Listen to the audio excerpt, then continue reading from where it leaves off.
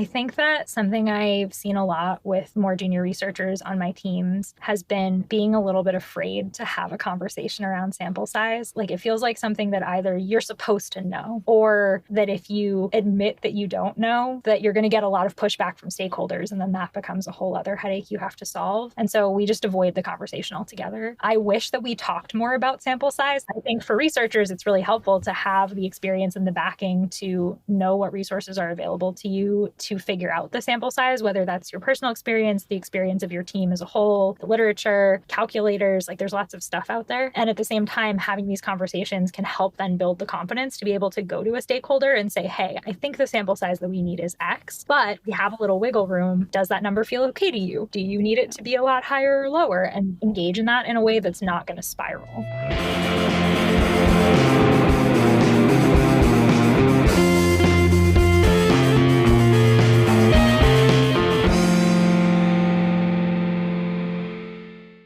Well, it was so great to have Lauren on to talk about sample sizes. I know we tease sample size is a nice nerdy topic, but I love their nerdy topics. And in seriousness, what I love about this topic is that it's relevant to every single person doing research in every single study. You got to figure out how many people you're going to talk to or survey. And it's one of those kind of critical but easy to overlook pieces that can make a huge difference to the quality of your insights, to your budget, to the time it takes to complete the research. So I think it's pretty important and interesting. Yeah, and it's great to hear Lauren dig in on all of the different methods that can contribute to different sample sizes, and then also importantly, how to bring your stakeholder along with the decisions you've made. So yeah, really good conversation. Hello, everybody, and welcome back to Awkward Silences. Today we're here with our special guest, Lauren Stern. Lauren is the director of WOOP Labs at WOOP, and today we're going to be talking about something probably all of you think about as part of just about every study. And if you're not, maybe you'll start doing that a little bit more, which is sample sizes. So I was looking for someone who could come join us to talk about sample sizes. And Lauren, you were an enthusiastic hands up. So cannot wait to talk about sample sizes today. Thanks for joining us. I'm so excited to be here. I love sample size. So yes, happy to talk about it. Amazing. We've got Carol here too. Hey, everyone. Glad to be here and excited to dig in on this topic. All right, so we are going to focus on sample sizes as we've discussed already. Lauren, how did you develop an interest in knowledge of sample sizes? Yeah, so I would say that my passion for sample sizes comes from a couple of different areas. One is that I've historically been a mixed methods researcher, and I have, as a result of that, worked both on more quantitative projects where I was doing statistical analysis. I needed to be able to calculate significance and whether or not my sample size was high enough to be able to show the things that I was trying to prove or disprove. And at the same time, I've worked on very labor-intensive studies that are more longitudinal, where we needed to be able to balance the number of participants that we included and the amount of work that had to go into that. I've also, as I've moved up and worked on more complicated logistically, projects, had to balance things like how many prototypes do I have available that I can test with, the sort of resources piece for what we want to offer for incentives versus how many people we can then support with our budget. So sample comes in a bunch of different ways and has throughout my career. So I think it's really interesting to talk about. Awesome. Love it. So it sounds like you have a breadth of different kinds of experience, and then you've got the sort of theoretical, what should our sample size be, coming up against the realities of time and budget. And so finding those kind of real world compromises to get to your ideal sample size. All right, let's jump into it. When is the right time to start thinking about sample size when you're planning your research? As early as possible is the very glib response to that. The desired sample size has been part of my stakeholder onboarding for new research requests for a long time. And I find it really helpful to just have that conversation as soon as someone comes to me with a project that they want to do. And what does that conversation typically look like? Yeah, so if it's a stakeholder that I already know, which most of the time it is, then what that conversation looks like is either they're using a form that we have. So at my last job at iRobot, we had a research request form that people could fill out. But quite honestly, most of the time that conversation is just me talking to someone and they're telling me like, hey, we kind of want to do this project or we're trying to learn about this thing. And then I may in the background be pulling up a request form to fill out, but I'm asking them questions and we're kind of going back and forth about it. I've found that forms tend to be a little bit intimidating for stakeholders. Like they're not always sure if they're entering the right information or if they're, putting like, what if it changes? I don't want to tell you something and have it be wrong. And so as a result, if we just tell someone you have to fill out a form, we often don't get the requests. So even if I'm using my own like structured form in the background, I'm usually filling it out while I'm talking to them. So that's a little aside. But how that conversation typically goes is I'll ask them what their research goals are. What are they trying to learn? What kinds of questions do they have? And this isn't what questions go in the mod guide. It's what are you wondering? What do you want to know? What are we trying to answer with this? Do you have a hypothesis that we're trying to prove? Or is this more of just a like, we want to get people's feedback on a topic kind of a thing? And then from there, we go into what is the outcome of this research that you're looking for? So is this something where you need to make a decision and you're looking for something to support some sort of data to support that decision? Are you the one who makes that decision? Or is this that you're trying to help someone above you potentially or other people on the project make a decision and you're looking for data from me to help support that direction? Is this something where it's really early and explorative and you're just trying to figure out like what your options are? And so kind of getting a sense really early from users is going to be valuable. And whatever other things are, those are the examples that come to mind that we hear a lot, but there obviously can be other ones.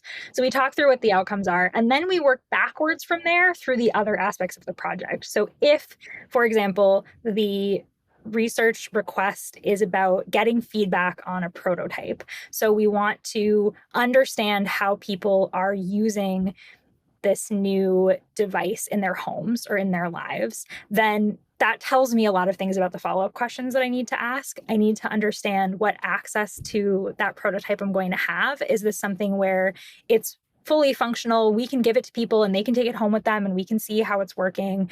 Or is this something where we can fake it if they come into the lab or into the office and we can try it out with them for a brief period of time? Or does it not exist at all? And we're going to be doing a paper prototype or a Figma that we need to walk them through. Because how I run that study is going to change based on what resources are available, where we're at in the development cycle. And then additionally, from there, we would be able to get into, okay, if we're going to use a real prototype, how many do you have? How many can I use? Versus if it's just a Figma and we're going to have people click through screens in an app, for example, like that doesn't impact my sample size at all. I can do that as many times as I want. We'd also potentially talk through budget. I've worked on teams where, as a researcher, I managed the budget for all of the research. I've also worked on teams where our stakeholders paid for research efforts. And so depending on who's paying for the study can impact how much budget you have. And then from there, we would go into what we would want participants to do in the study. And sometimes that's more me brainstorming a little bit live. And sometimes that's more stakeholders saying like, well, we really need them to exercise, for example. We need to see them, use this product in a bunch of different ways to understand if it's doing what we want. That's a very different ask for a participant than, hey, can you just look at some screens? And so how we structure that session is going to be different. Timeline is also something that we would talk about at this point in the conversation. When do you need this analysis by, or when do you need this data by? That again is giving me information about how long I have to do the project. And if it's a super intensive protocol and I need to run it one-on-one with participants and I only have 2 weeks to do it, the amount of people that I can reasonably as a researcher get through that protocol and then analyze is going to be much lower as a starting point than if I were going to send a survey, for example. Or if I had 6 weeks to do it. So there's a bunch of just logistical considerations, and I'm trying to hit as many of those as I can with my stakeholder. Other things that I could ask a stakeholder, but that frankly, it's easier if I just know them or that I try to learn over time about the people that I work with, are things like, is this person someone who responds better to quantitative information than qualitative?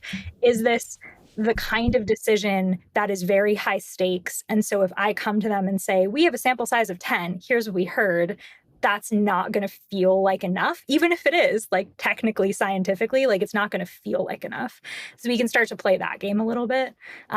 So having some of that context is helpful. And so sometimes I already know that context, or I know the people well enough to have a sense of that. And sometimes I'll ask about it. It sounds like, it's a lot of information. It sounds like what you're saying is, I think there's a set of information that you might want to know in order to make the best decision or to help someone else make the best decision. And then there's a set of information that's maybe somewhat more related to constraints. So budget, timeline, what's realistic. Is that a fair way to characterize it, or do you think about it in another way? No, I think that's a great summary. The one thing I would add to that is that there's also a piece that's trying to understand any of the background that might change my strategy for how I approach the project. So like if we know, for example, this is something where quantitative data is going to be really important, I want to think about how to make sure I'm including that so that the work doesn't get ignored and is able to have the impact that we want. And it sounds like this whole sort of intake process, this planning process, is quite fluid and dynamic in terms of all these different pieces could potentially move around a little bit, right? So, for example, the number of participants we're going to want in our research is, tell me if I'm wrong, highly related to the method we're going to use. We're not going to, do 1,000 user interviews, but we very well might survey 1,000 people. And so as you kind of go through this process of asking questions and thinking about impact, time constraints, et cetera, do you find that you're often moving multiple pieces of the study design together, including the sample size, or? Yes, absolutely. Yeah. The other piece of this is if we know that we're, say, looking at, or we have some research questions about information that we ask almost every participant when we do research, like a warm-up question, then that might be something where an individual sample for that kind of research, if it's user interviews, maybe we're only going to talk to 10 people. But if I look back at the last 6 months where we've asked everybody, if they have any pets in their house, I've now, instead of having 10 people in that sample, I can up my sample number for that piece of information a lot. I'd love to spend some more time on this topic of, I think, leaving aside sort of maybe the constraint side of things. I imagine there's a difference between the sample you need to, you as a researcher, be confident in the patterns, like this idea of convergence, a bunch of different people are saying similar things, versus what you might need to convince a stakeholder. So how do you think about balancing those two things? I imagine there's a tension where some stakeholders might need a lot more than you as a researcher think is necessary, or... Yes. I actually have had a recent stakeholder where this was like an ongoing conversation that we had almost every time we talked. I think that there's a couple different ways that I've approached this. One is I've tried to just pull literature and try to make the case with stakeholders who, and to be fair, I work with a lot of scientists. And so they are people who respond well to like published research.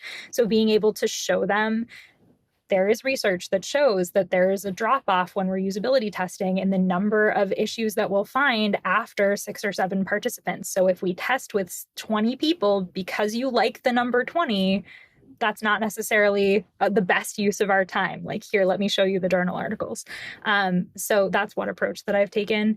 The other is having them sit in on sessions, honestly. Like when somebody is in the room and hears the same thing 3 times in a row, it's much easier for them, or it's at least, I think, more palatable to say like, okay, we got it. Like, we've heard this, we can move on. The other thing that I've approached with some of those conversations is there is a research methodology, I guess, that I really love called triangulation, where you use multiple studies to approach the same question that are all helping to give you the final answer. So we might do a small scale, set of user interviews with 10 people to get a good spread of demographics, but we want to understand, a couple of key questions about this product.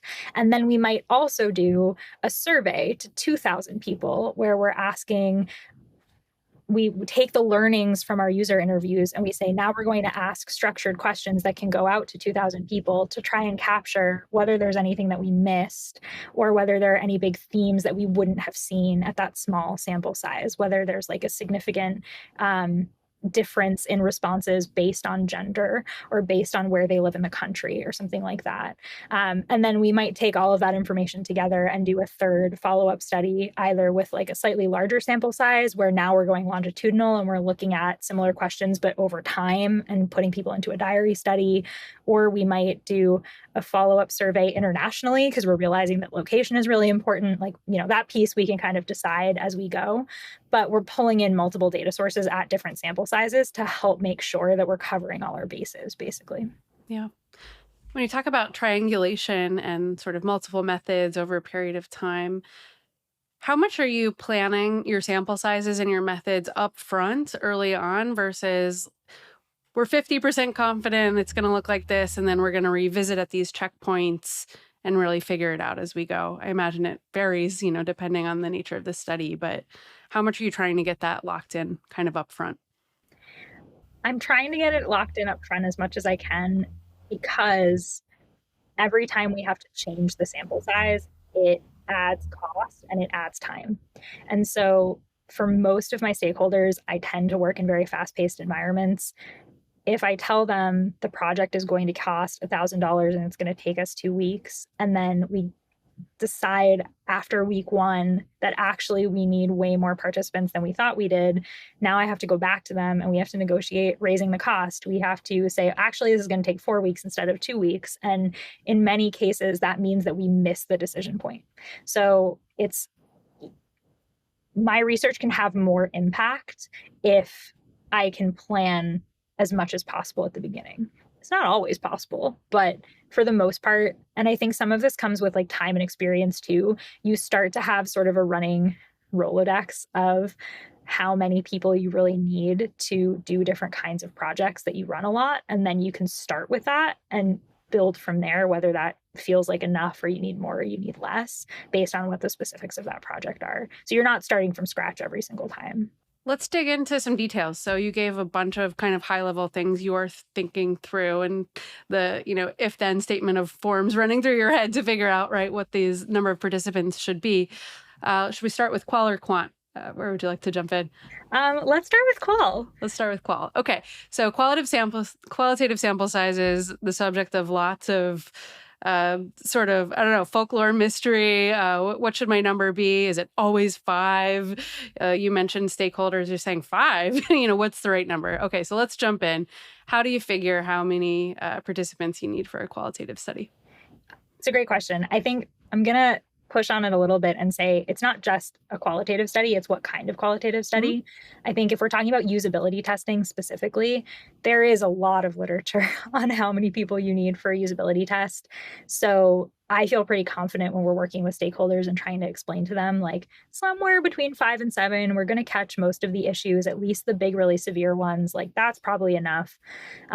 We also, in a lot of projects, I really love right methodology, which is where you have actually a smaller sample size. So you would only run like 3 sessions, and then you would look at what issues were found, make changes to the design, and then do additional sessions, alternating back and forth, like 3 participants look at the design and iterate, 3 participants look at the design and iterate. And there's a whole tracking process that you do to make sure that if you don't fix something, you catch that and you're able to go back and deal with it. But that, again, has a lot of literature and research behind it to say that, like, that's okay because you're building your sample over time, that's an acceptable sort of approach. So for usability testing, I'm going to say that that's generally easy. We have some soft rules, I'll call them, to get us started. Mm-hmm. For other kinds of qualitative research, things like just user interviews, exploration, if we're doing discovery research where it's super early, co-design sessions, diary studies, product testing, all those kinds of things, it gets way squishier. And what I find to be helpful is that I'll look at what type of user we're trying to talk to. So for example, if we have a really targeted, we need to talk to our youngest user group, and we need to only talk to people who go to scheduled workout classes, then the type of person that I'm looking for is already pretty narrow. So the group itself can be a little bit smaller. If we want to talk to like anybody who takes a spin class, for example, and this isn't a real example, but because I haven't been at Whoop long enough to run any research, but it's a good one. Then if we're talking to like anybody who takes a workout class, that could be a huge range of ages. It could be a huge range of other demographics, race, gender, all those kinds of things, where they live. And so the sample size that I would like to have to ensure that I'm catching people who represent a bunch of those different groups automatically needs to be a little bit bigger. Yeah. And so that can give me like a starting point. And then from there, I can look at those constraints. I can also look at whether or not I can only talk to one person at a time, or is this something where like maybe I can talk to multiple people, do sort of a group situation. That makes it a little easier to have a bigger sample size. So I can start playing with my methodology to accommodate that too. Got it. So we've got our 5 to 7, or you mentioned the right studies where maybe it's 3 plus 3 plus 3. You've got some notion for a usability test. When we're going more discovery earlier on, we know it's probably going to be a bigger number, but how big is going to depend on a lot of other factors.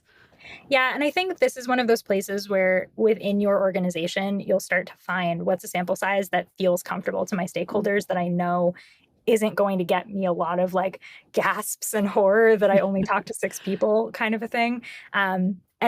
And also for you personally, for the types of timelines you work on, what is a reasonable number of participants for you to work with in that time frame and do analysis for? I think a lot of people, including me, have been on teams of 1. And so you're trying to figure out sort of how much can I handle to get this project done. I find that for most product-focused research, where I'm talking to people who either already own a product that I'm researching, or I'm giving them some sort of prototype and having them test it out, that like 10 to 15 is my sweet spot for what lets me hit multiple demographics and also be small enough that I can manage that sample effectively and get really in depth with them.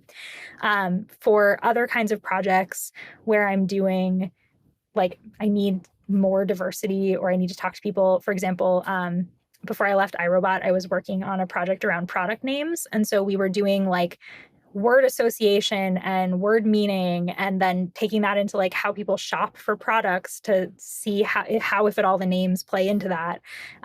So there was a lot to those sessions. It was stuff that was about how we think, and people think differently. So we automatically wanted a bigger sample, and it was international. So we were trying to hit people across a lot of different countries. And so for that project, I needed a much larger sample, even though it was qual, just to ensure that I had a good, representative group for each of those different factors. And so for that project, we pulled in other researchers, and I worked with contractors in other countries to help, and we did group sessions, which allowed it to be a bigger sample size.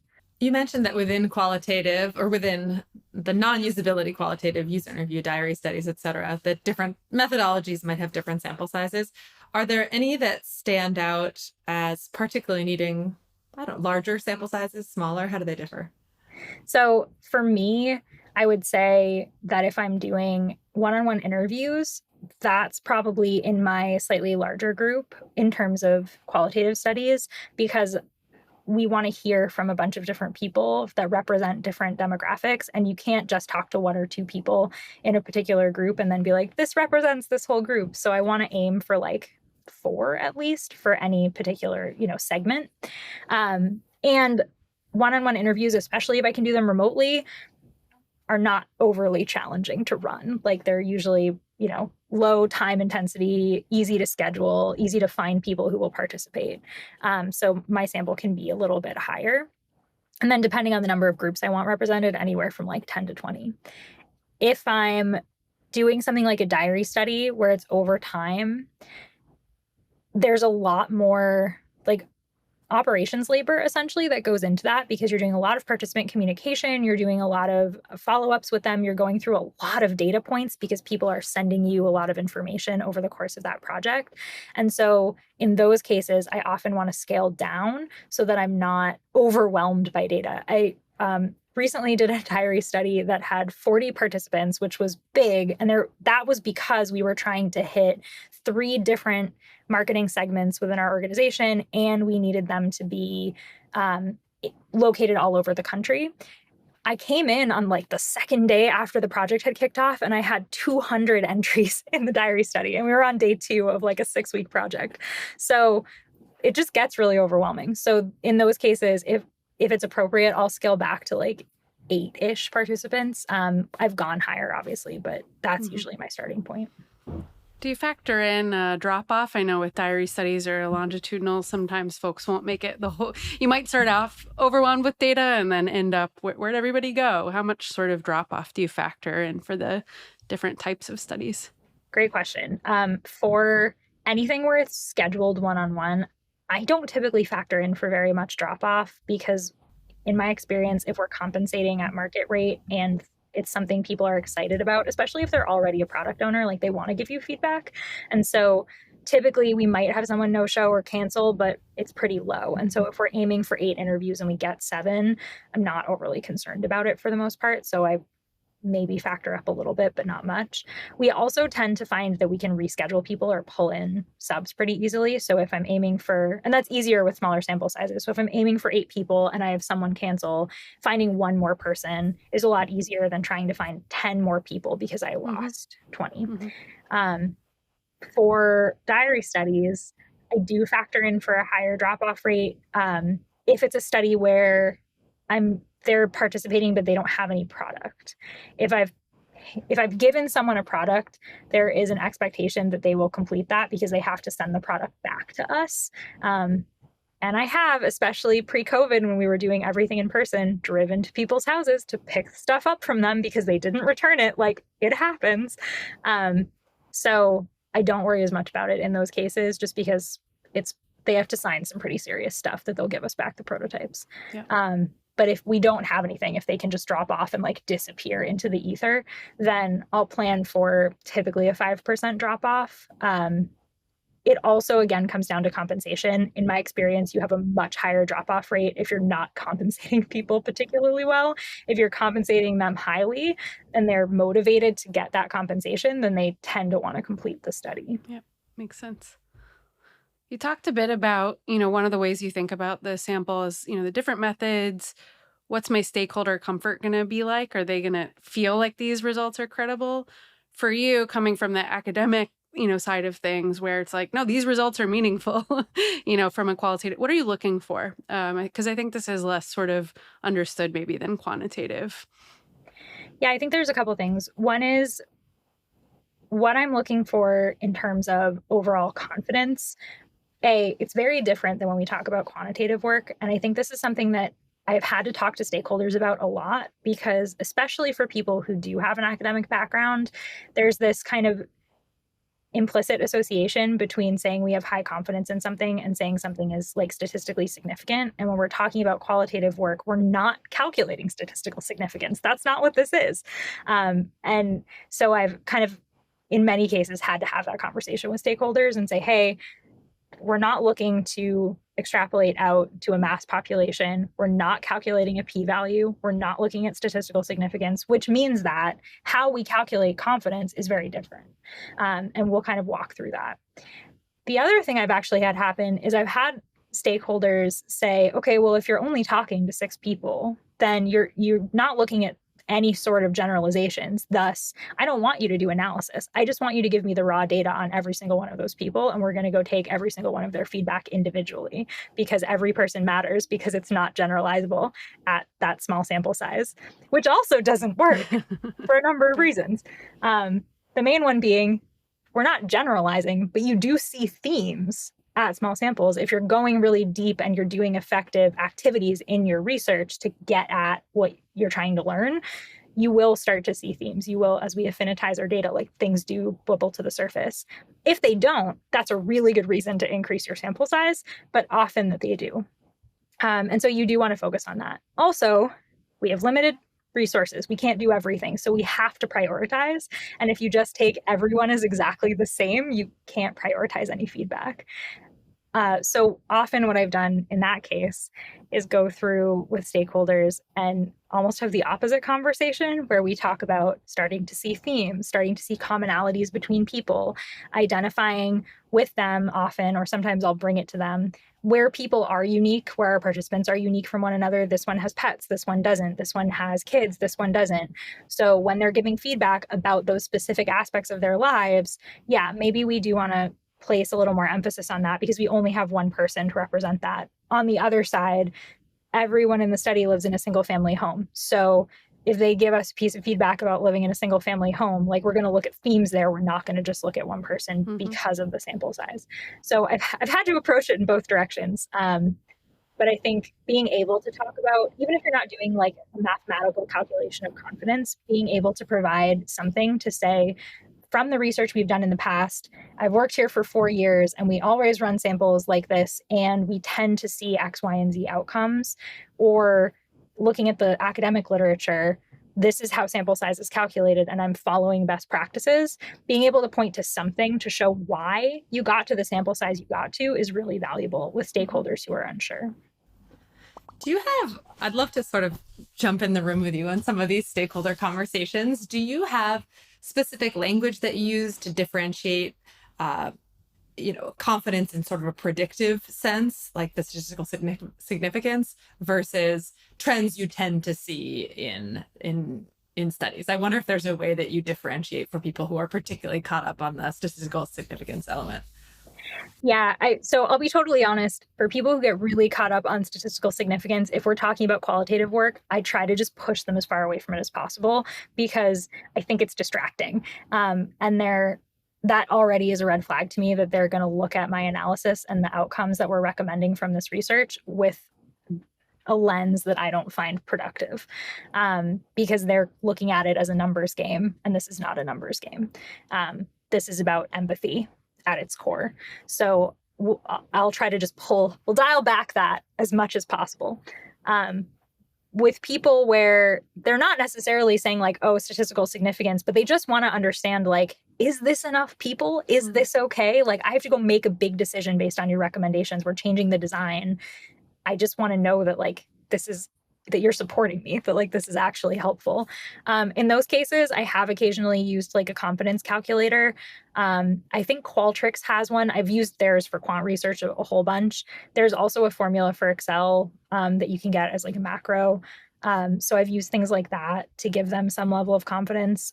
Those cases, though, often don't get to that level because at those moments I can say, okay, last year we made a decision to add a button to the app. Like we changed the button in the app. And when we did that, we'd usability tested it with 25 people and it had a really good response after we launched. So we're doing a sample size of 20. Like I think we can feel confident about that. And usually just being able to give a specific example that the stakeholder is familiar with is more powerful than trying to show them numbers. Mm-hmm. Makes a lot of sense. All right. Should we talk about quant? Sure. Let's do it. Okay. So quant, I'm thinking about numbers, larger numbers, where is there a number that makes something quant? Great question. I've thought a lot about this. To me, there are two things that make a study quantitative. One can be a large sample size. If I am sending a survey to 2,000 people, for example, the way that I build that survey is very different than a survey that I'm sending to 100 people. For example, I may have a lot fewer open-ended text questions because I am not going to sit there and read 2,000 responses for the most part. If I'm only sending a survey to 100 people, I can ask them why on every single question. And, maybe I shouldn't for other reasons, like how long it'll take them to fill it out, but like I could read all those responses.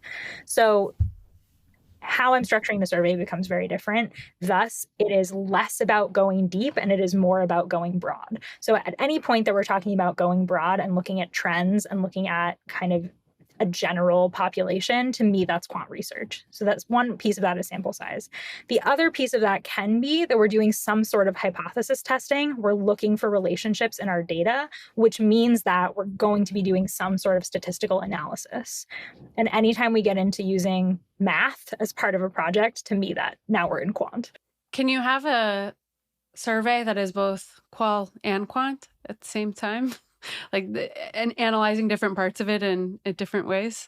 Or you pretty much know up front, like the purpose of this particular survey or this particular method, maybe even within a larger triangulated study, is a quant versus a qual? It's a really good question. I think that from a analysis method perspective, absolutely, I mix qual and quant. From a what is the goal of the research perspective, for me, it's usually firmly one or the other. Yep. So if the questions I'm trying to answer are looking at we're going broad, not deep. We're looking at broad population trends. Even if I'm doing some qual analysis and doing like open response questions and analyzing those in a qualitative manner, it's still generally a quant study, and the qual research is adding additional depth to my analysis and the types of insights that I'm able to offer my stakeholders at the end.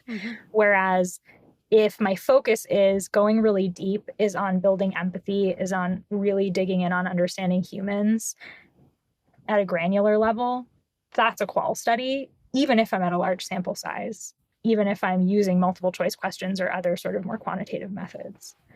Got it. When I think of quant, I think of surveys. What other methods are in the mix? What else should I be thinking about?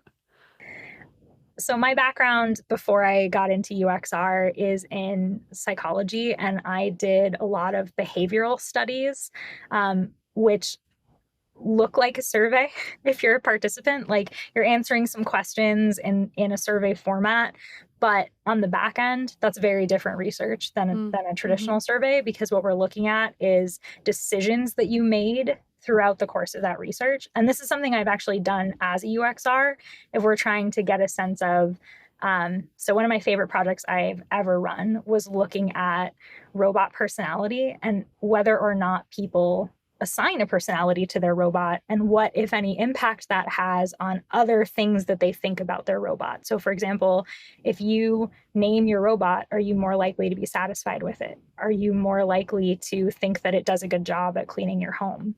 And so that was a behavioral project where we asked some questions in a survey format. And then what we were looking at was any statistically significant relationships between the attitudinal data that you provided and a binary, did you name your robot or not, or behaviors that you reported. So I guess this is a way to say maybe they're all surveys, but what a survey actually means in terms of the study design and analysis is many different things. They're not all surveys, but for a participant, you're just answering questions on a screen.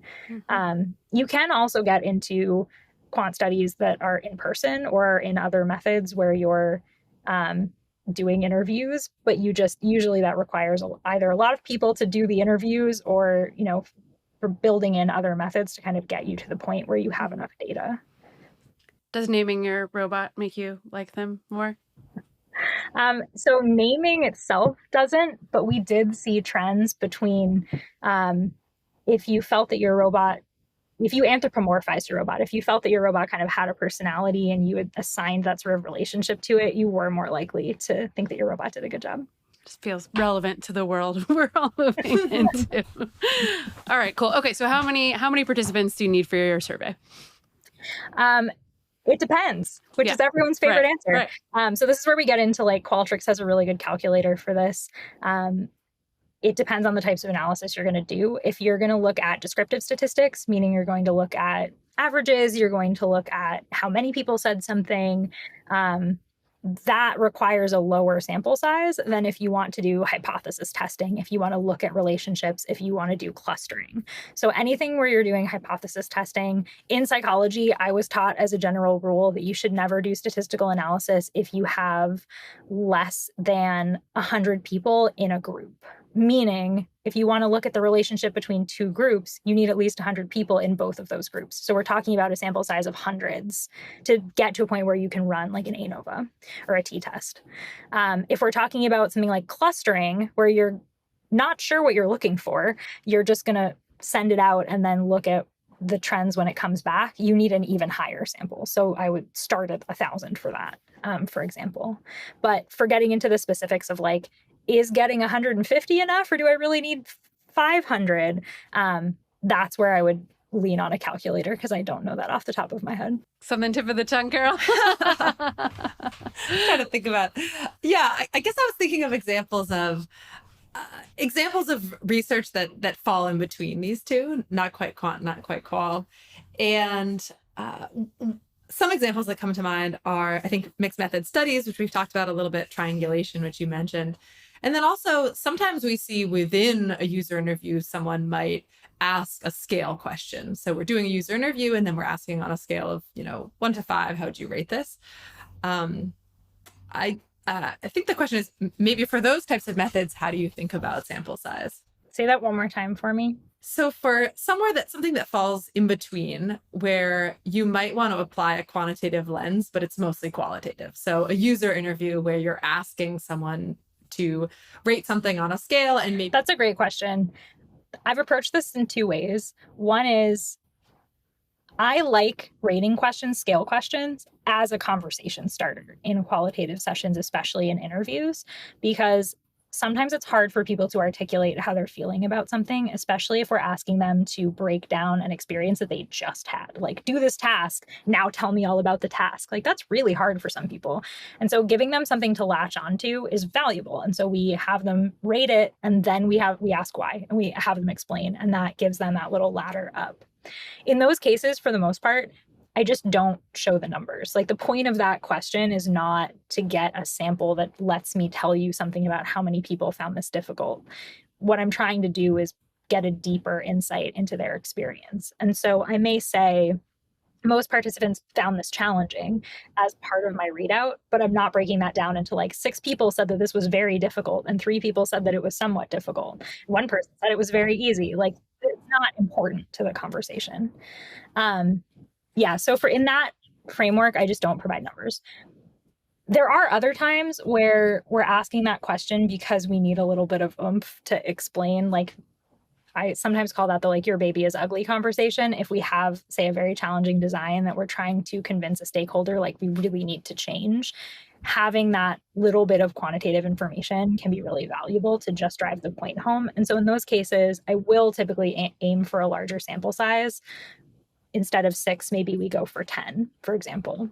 And then also, I may or may not show the numbers. So then we get into the realm of like, I'm going to show you a chart and I'm going to show you the proportion of our participants and who said that this was easy versus difficult. But I'm not going to say 7 people said that this was easy and 6 people said that this was difficult, or whatever the case may be. I may show percentages and just not break it down to individual counts. It becomes a little bit of a judgment call based on the story that I'm trying to tell and what feels truthful to the data, while balancing how my stakeholders are going to react to the information that I'm giving them. So if you're wanting to do some, descriptive statistics, as you described it, of, total or average number of people who rated this a certain way, then you're probably not going to get it from a small sample. In a user interview, maybe a better fit for a survey. Whereas that user interview question you're saying is essentially, it looks like quant on the surface, but really it's driving a qualitative goal, which is to better understand the user at that point. I would say yes. I think the one thing is we may want to frame it as quantitative if it's helpful for the conversation with stakeholders, like depending on what we're doing with that data.